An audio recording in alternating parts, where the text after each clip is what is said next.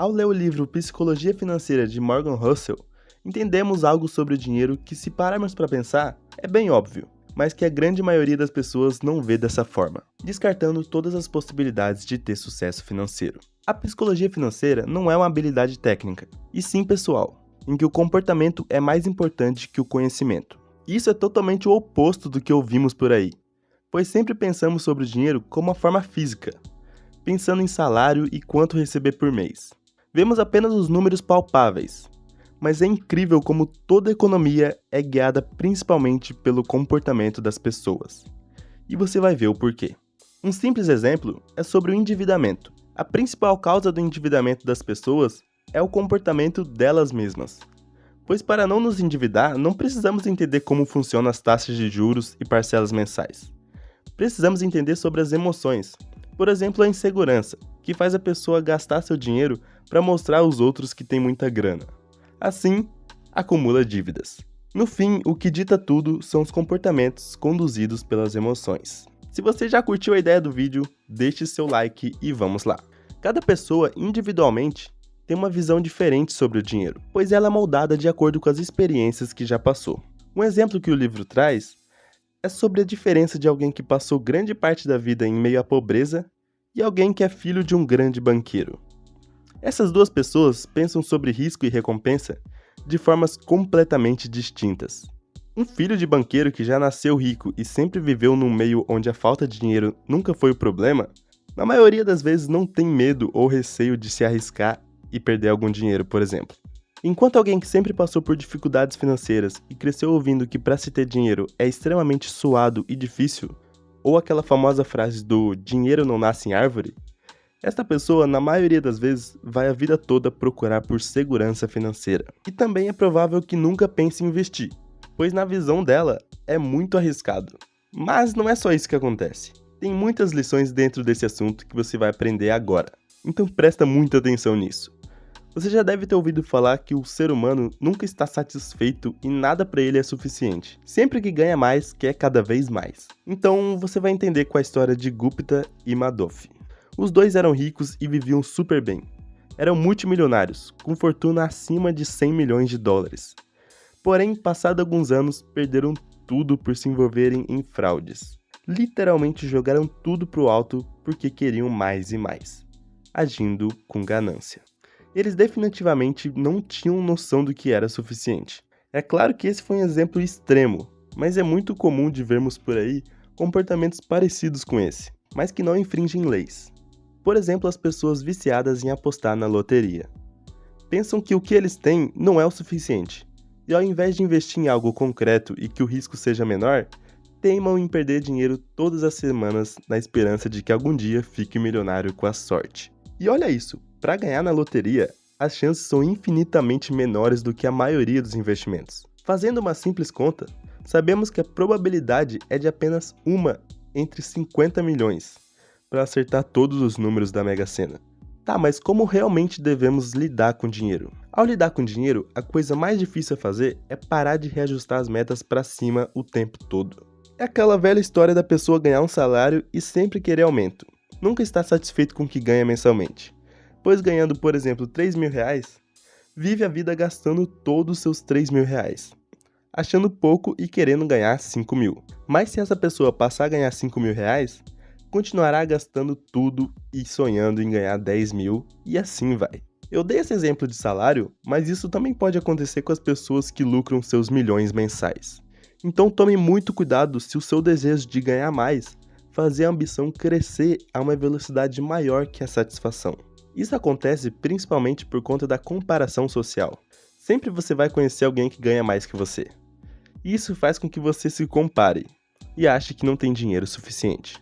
É claro que é extremamente importante ir atrás de evoluir financeiramente e ganhar mais. Isso é literalmente o que eu mais incentivo aqui no canal.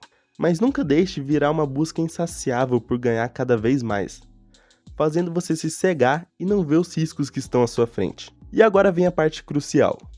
Se você quer ter mais dinheiro, em vez de investir em algo de alto risco pensando nos grandes retornos, ou apostar em algo completamente arriscado apenas para ver os milhões que pode conseguir, como é o caso da loteria, vamos aprender com os melhores. Quando falamos de investimentos, é impossível não falar de Warren Buffett, o maior investidor do mundo, que inclusive já fiz um vídeo sobre ele aqui no canal. E sendo breve, o que o maior investidor do mundo fez e ainda faz até hoje?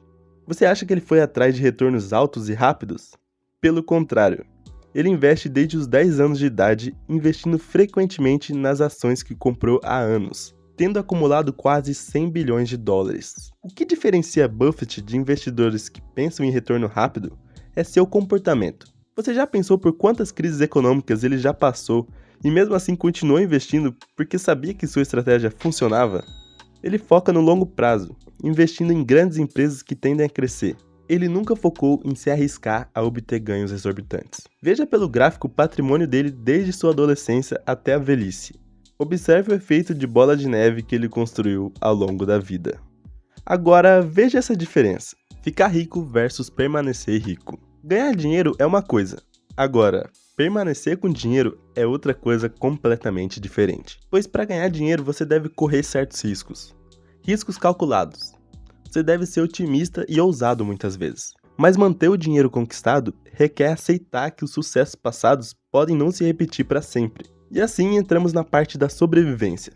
Sim, sobrevivência. É a capacidade de se tornar ativo por muito tempo, sem desistir ou parar no meio do caminho. A constância. Essa é a chave da estratégia. Seja na sua carreira profissional, seja para negócios ou investimentos. Que foi exatamente o que Buffett fez durante sua vida inteira. Essa é a mentalidade que temos que ter. Ao se tratar de dinheiro, nunca se esqueça desse conceito. Mais do que grandes retornos, o que quero é ser a prova de falências. E se eu for a prova de falências, de fato acredito que vou ter os maiores retornos, pois serei capaz de permanecer no jogo por tempo suficiente para que a composição faça maravilhas. Se você conseguir manter retornos razoavelmente bons todos os meses, se sairá muito melhor em comparação àqueles que têm retornos exorbitantes em alguns períodos e grandes perdas em outros. Ser a prova de falências é um luxo, ainda mais em tempos de crise. Porque olha só, imagina se você já investe todos os meses e tem ali um certo retorno mensal constante, mas se depara com uma crise econômica que a inflação está lá nas alturas, as ações de grandes empresas todas caindo e o dólar subindo cada vez mais. O que você faria? Venderia suas ações assim como todos os investidores que pensam em retorno de curto prazo? Ou manteria investindo mesmo em crise, igual Warren Buffett, que pensa no efeito do longo prazo? É claro que você deve estudar muito bem a empresa antes de investir. Pegando o exemplo de 2020, que foi uma crise econômica mundial recente, vemos por esses gráficos as ações das grandes empresas em março de 2020 e agora em 2022. Veja a queda brusca do mercado desesperado nesse tempo. E alguns meses depois, vemos o seu reajustamento, voltando a subir no patamar comum. É falado no livro também uma piada entre pilotos de avião, que diz: horas e horas de puro tédio, pontuadas por momentos de terror profundo. E é exatamente isso que acontece nos investimentos. Olha, isso é muito importante. Seu sucesso nos investimentos será determinado pelo seu comportamento no momento de terror, e não pelos longos períodos no piloto automático. A ideia é você tomar uma decisão mediana, enquanto todos ao seu redor estão enlouquecendo. E se você quer melhorar sua vida financeira com os melhores livros do assunto, já se inscreva aqui no canal.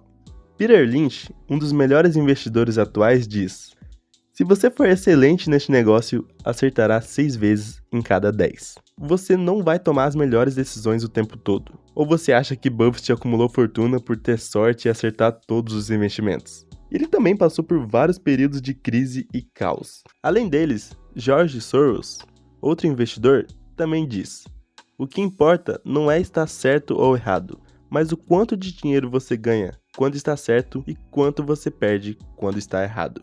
Essa é a ideia principal quando se trata de investimentos. A partir do momento que você passa a ganhar mais, gastar menos, investir seu dinheiro, receber retornos dos seus investimentos e reinvestir, formará uma pequena bola de neve, que tende a crescer à medida que o tempo passa. Mesmo que em alguns momentos você erre no investimento. Todo mundo sonha em algum dia acordar e pensar que pode fazer o que quiser, comprar o que quiser, sem precisar trabalhar. E com certeza essa é a forma mais elevada de riqueza. Essa liberdade que o dinheiro dá é o maior valor dele. Mas se você já separa seu dinheiro e investe, já pode ter atualmente um certo grau de riqueza. Para melhorar o entendimento, vamos para os níveis de riquezas abordados no livro. Nível 1. Ter a possibilidade de tirar alguns dias de folga do seu trabalho quando ficar doente, sem comprometer as suas contas. Nível 2.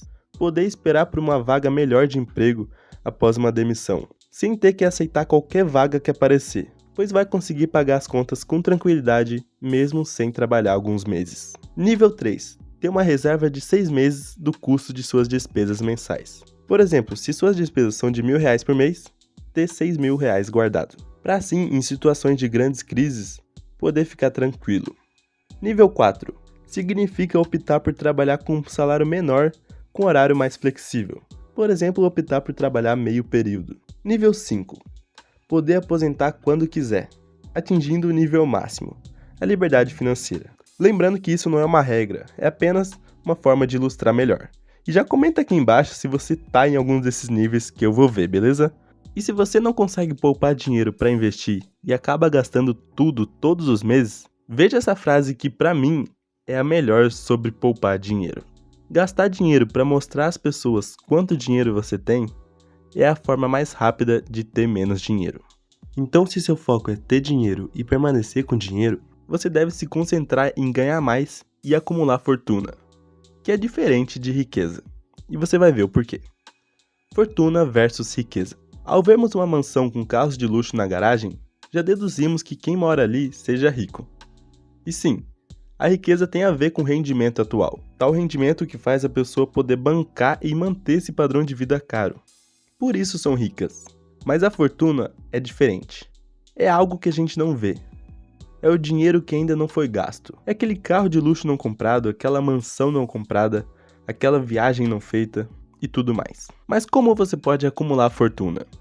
Uma boa analogia do livro é a prática de exercícios. Praticar exercício é como ser rico. Por exemplo, você treinou bastante na academia, chega em casa e pensa: eu mereço uma pizza. E fortuna é recusar essa pizza. Ou seja, é você ganhar dinheiro e não gastar com coisas desnecessárias e bobeiras. Coisas que vão atrasar seu sucesso com as finanças. É difícil fazer isso sempre. Você precisa ter um certo autocontrole. Acumular uma fortuna tem pouco a ver com seus rendimentos ou com o retorno dos seus investimentos, e muito a ver com quanto você economiza regularmente. Pessoas com sucesso em finanças pessoais tendem a não dar a mínima para que os outros pensam sobre elas. Eu falo bastante sobre isso no vídeo que fiz sobre essa parte específica do livro. Se tiver interesse, vou deixar aqui em cima, beleza? Todos que investem ou pensam em investir e entrar nesse mercado deveriam entender que as coisas mudam com o tempo. Nada continua bom demais ou ruim demais por muito tempo. De tempos em tempos, a economia passa por caos, com crises e mais crises. Para isso, você deve dar uma margem para os imprevistos. A forma mais inteligente de investir é mirar no meio termo, a região que permite uma ampla gama de resultados.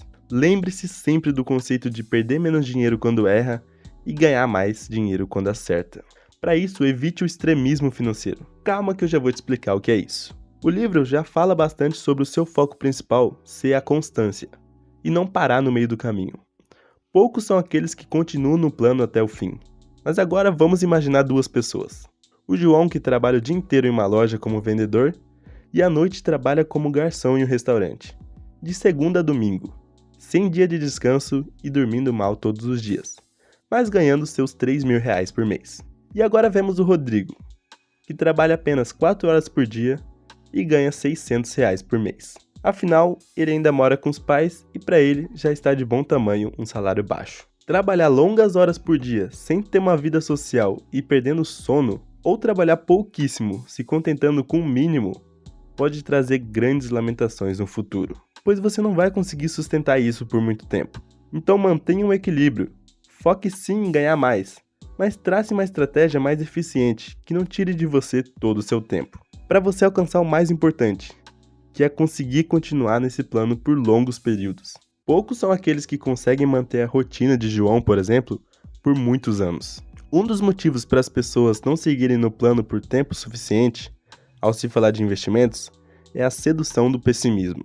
Pois quando se fala que uma grande crise está por vir, todo mundo noticia.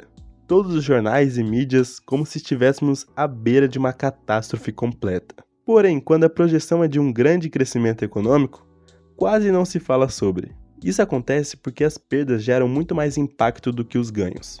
Por isso você deve manter o equilíbrio.